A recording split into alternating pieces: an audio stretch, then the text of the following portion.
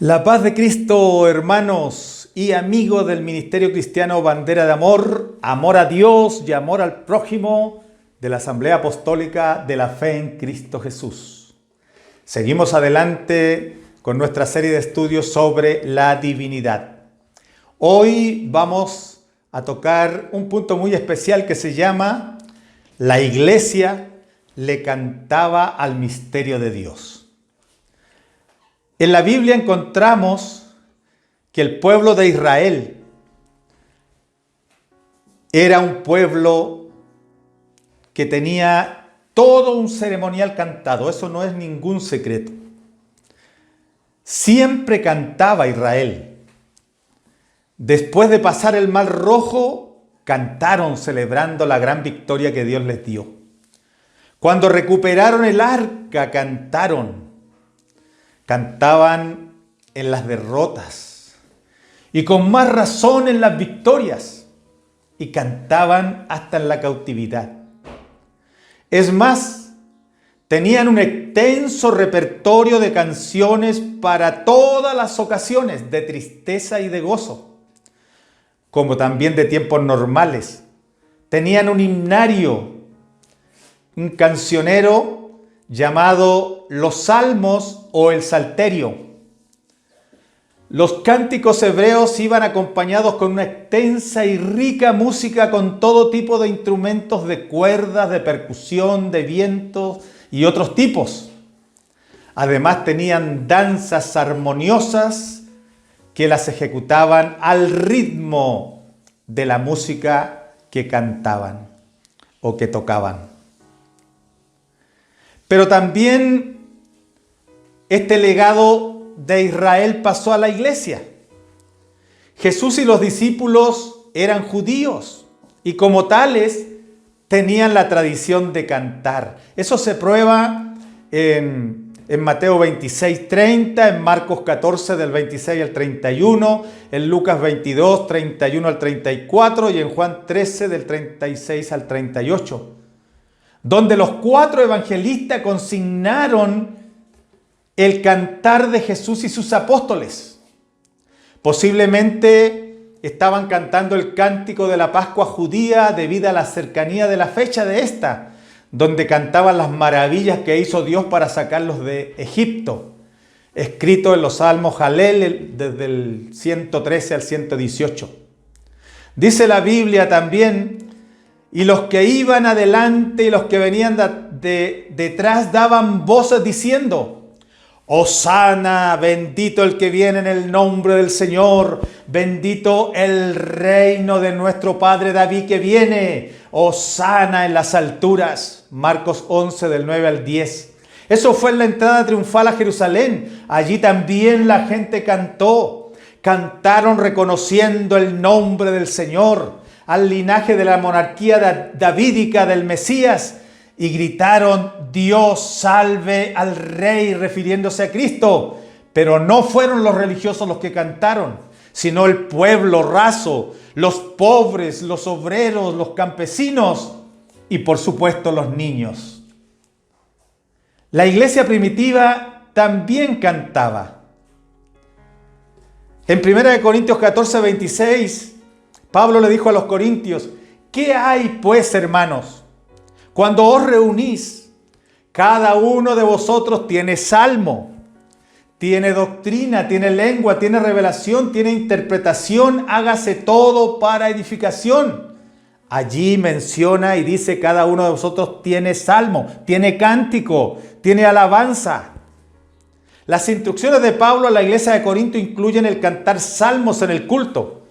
Pero pareciera que esto era una manifestación espontánea, donde se incluye el cantar salmos dentro de otras manifestaciones. Aún los salmos cantados debían ser ricos en sustancia edificante.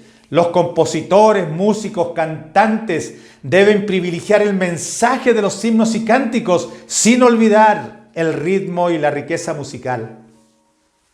En Colosenses 3:16 dice la Biblia: la palabra de Cristo mora en abundancia en vosotros, enseñándoos y exhortándoos unos a otros en toda sabiduría, cantando con gracia en vuestros corazones al Señor, con salmos e himnos y cánticos espirituales.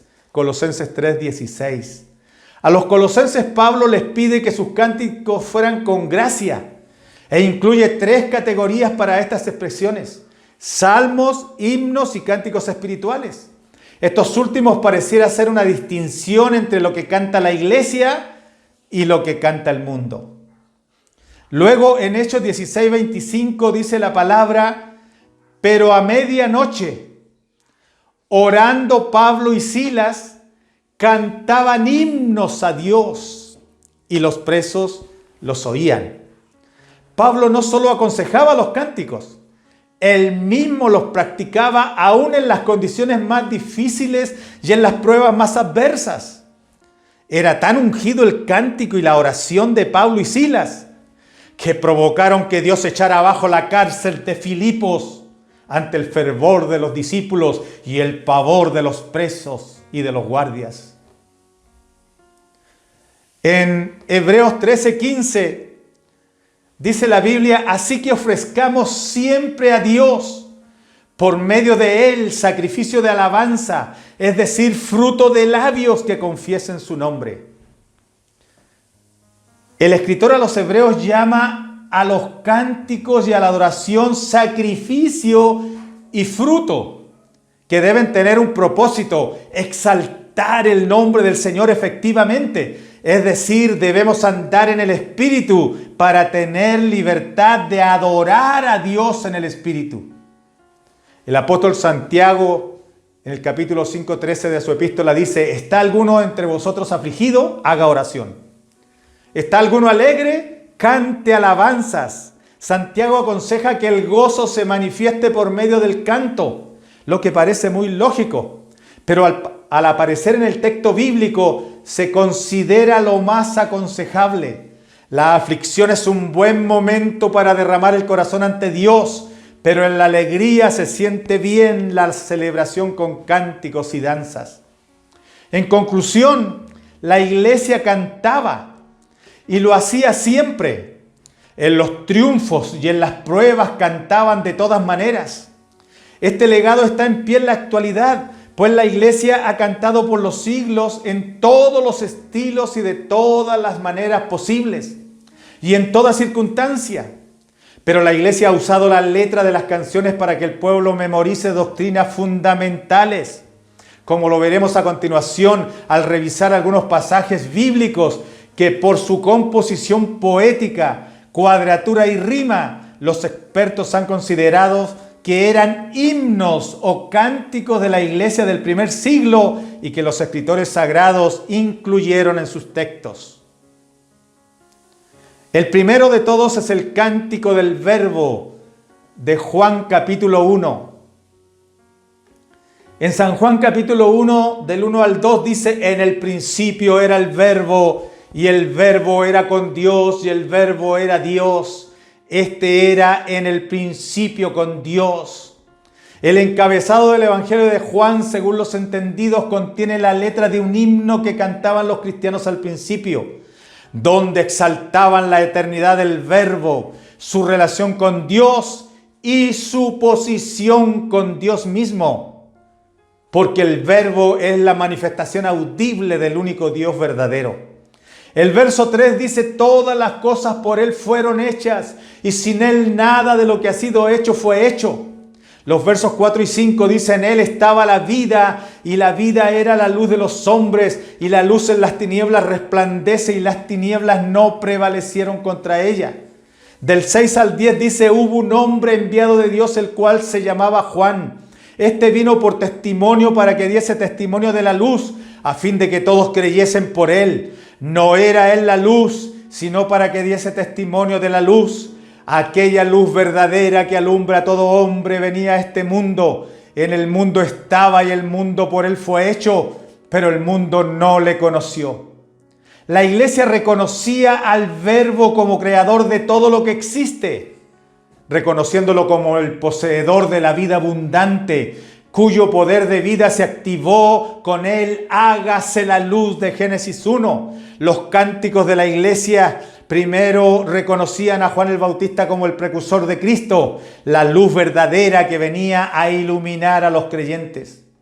El verso 11 dice: a los suyos vino y los suyos no le recibieron. Los cánticos aclaraban que Jesús vino a cumplir un propósito con el pueblo judío, pero su pueblo no lo recibió y lo rechazó. Los versos 12 y 13: mas a todos los que creyeron, mas a todos los que le recibieron, a los que creen en su nombre, les dio potestad de ser hechos hijos de Dios, los cuales no son engendrados de sangre, ni de voluntad de carne, ni de voluntad de varón, sino de Dios.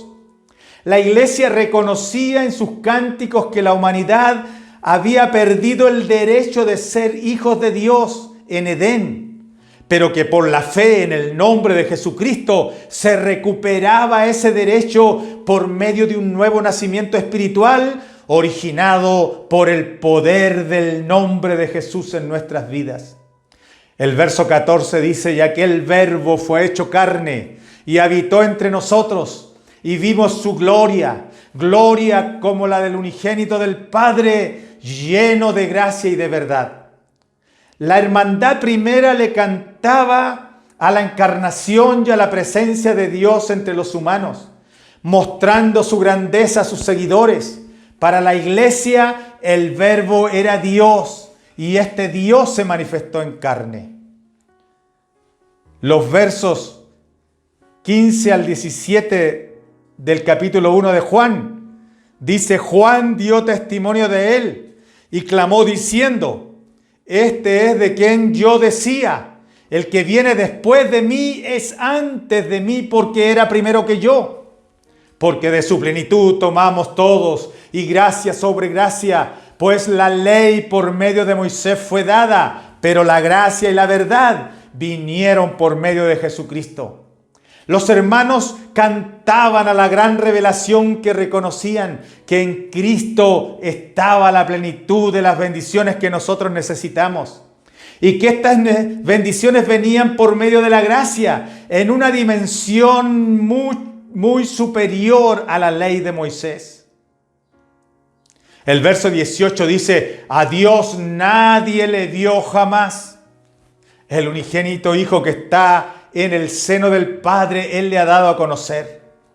El himnólogo de este precioso himno culminó esta parte del cántico desbordando su revelación. A Dios no se le puede ver, pero el Hijo, que es el centro del quehacer de los planes más íntimos de Dios, lo ha dado a conocer. Es decir, Cristo es la manifestación visible del Dios invisible. La iglesia también le cantaba a la kenosis de Filipenses 2, del verso 6 al 11. Filipenses 2, del 6 al 8 dice: el cual, siendo en forma de Dios, no estimó el ser igual a Dios como cosa que aferrarse, sino que se despojó a sí mismo, tomando forma de siervo, hecho semejante a los hombres, y estando en la condición de hombre, se humilló a sí mismo, haciéndose obediente hasta la muerte y muerte de cruz. Jesucristo manifestado en carne tenía las facultades de la divinidad que habitaba en él. Podía llamar a los ángeles, podía actuar en su deidad, pero no lo hizo, porque esa era la tentación a la que podía sucumbir. Por eso el diablo trató de convencerlo a que demostrara su calidad de hijo de Dios, porque la redención solo era posible en su función de hijo. Filipenses 2, del 9 al 11 dice: por lo cual Dios también le exaltó hasta lo sumo y le dio un nombre que es sobre todo nombre, para que en el nombre de Jesús se doble toda rodilla de los que están en los cielos, en la tierra y debajo de la tierra, y toda lengua confiese que Jesucristo es el Señor, para gloria de Dios Padre. Por la humildad del Hijo, Dios lo exaltó hasta lo máximo posible y le dio un nombre pleno, el mayor nombre que se le ha dado a la divinidad, mayor que todo nombre dado a Dios en el Antiguo Testamento, un nombre mayor que todos los títulos divinos, mayor que todos los atributos de Dios, de manera que en el nombre de Jesucristo convergen y se consuman todos los nombres, títulos y atributos divinos del único Dios verdadero, y a eso le cantaba la Iglesia apostólica del principio. También aparece un cántico de la Iglesia en Colosenses 1, del 15 al 19. Colosenses 1 dice: Él es la imagen del Dios invisible, el primogénito de toda creación. La Iglesia apostólica le cantaba a Cristo, reconociéndolo como la forma visible del único Dios invisible. El que no se puede ver en su esencia e invisibilidad se dejó ver en una imagen amigable, en su teofanía más perfecta y permanente que el único Dios ha tenido, su manifestación humana. Colosenses 1:16 dice: porque en Él fueron creadas todas las cosas, las que hay en los cielos, las que hay en la tierra, visibles e invisibles, sean tronos, sean dominios, sean principados, sean potestades. Todo fue creado por medio de Él y para Él. Los miembros de la Iglesia apostólica del principio cantaban vitoreando a Cristo como el Creador universal, el Creador de todo lo que existe en la tierra y el cielo, Creador de todo lo grande y lo pequeño, lo simple y lo complejo. Todo es obra del Verbo, porque el Verbo es Dios. Colosenses 1, 17 al 19 dice: y Él es antes de todas las cosas, y todas las cosas en Él subsisten, y Él es la cabeza del cuerpo, que es la Iglesia, el que es el principio, el primogénito de entre los muertos, para que en todo tenga la preeminencia, por cuanto agradó al Padre que en Él habitase toda plenitud. La Iglesia le cantaba a Cristo, exaltándolo como el Dios eterno, preexistente a todas las cosas, cabeza y cerebro pensante de su Iglesia, el que tiene el primer lugar en todo, como corresponde a Dios, porque la divinidad posó completamente en Él, y quien posee la divinidad es Dios. También la Iglesia le cantaba al misterio de la piedad, porque 1 Timoteo 3:16 es una estrofa de un himno que cantaba la Iglesia apostólica en el principio, donde dice: indiscutiblemente grande es el misterio de la piedad. Dios fue manifestado en carne, justificado en el Espíritu, visto de los ángeles, predicado a los gentiles, creído en el mundo y recibido arriba en gloria. El misterio de la piedad, que es la manifestación de Dios en carne, no del Hijo de Dios en carne, sino que el Verbo que era Dios se hizo carne. Y esto es lo que todo cristiano con una correcta revelación debe confesar. Este misterio no se puede discutir ni contradecir, porque es evidente para todo el que haya tenido un encuentro con Cristo. Jesucristo fue manifestado en carne, siendo Dios manifestado en carne y justificado en el Espíritu, porque al ser glorificado su cuerpo semejaba a la divinidad hecha visible. Así lo vieron por primera vez los ángeles, porque antes solo veían la flama de su gloria, pero ahora había una imagen en la diestra, el Cristo glorificado. Este Cristo victorioso ha sido predicado mundialmente y ha sido creído por los gentiles, formando una iglesia que ha sobrevivido victoriosa, cantando por 20 siglos. En conclusión, como los sermones generalmente se olvidan, los cánticos, los himnos y los salmos se memorizan. Por eso la Iglesia cantaba la doctrina de la divinidad, la manifestación humana de Dios. Cantaban al Creador de todas las cosas, al que tenía la divinidad plena, al Verbo que era Dios y que se hizo carne. Definitivamente la Iglesia le cantaba a un Dios único y único, bajo un nombre superlativo y preeminente, porque Jesucristo es el Señor. La Iglesia en la actualidad sigue cantándole a la unicidad de Dios, a su encarnación o manifestación humana, el nombre y al nombre de Jesús. Estos temas han inspirado a nuestros himnólogos, porque sigue siendo siguen siendo las doctrinas medulares de la Iglesia Apostólica, como por ejemplo tenemos el himno, el nombre del Mesías, la divinidad plena en Jesús, Jesucristo es Dios y Jehová Jesús Dios mío. Estos son himnos contemporáneos y cánticos centrados en el tema de la divinidad y que Jesucristo es Dios. Y así hay muchos cantos y coro que la iglesia canta, que en alguna parte de sus estrofas hacen alusión al tema preeminente que es que Jesucristo es el mismo Dios manifestado en carne. La iglesia cantaba, la iglesia seguirá cantando, la iglesia hoy le sigue cantando al único Dios verdadero, le sigue cantando al único que se merece toda la honra y la gloria por ser el más grande Dios de amor y de misericordia, nuestro gran Dios y Salvador Jesucristo, bandera de amor, amor a Dios y amor al prójimo. Dios mío, yo quiero corresponder al amor que tú me das. Quiero amarte de verdad en mi diario caminar, y cuando tú regreses me encuentres haciendo tu voluntad. La entrega y la pasión en ti yo quiero en mí tener.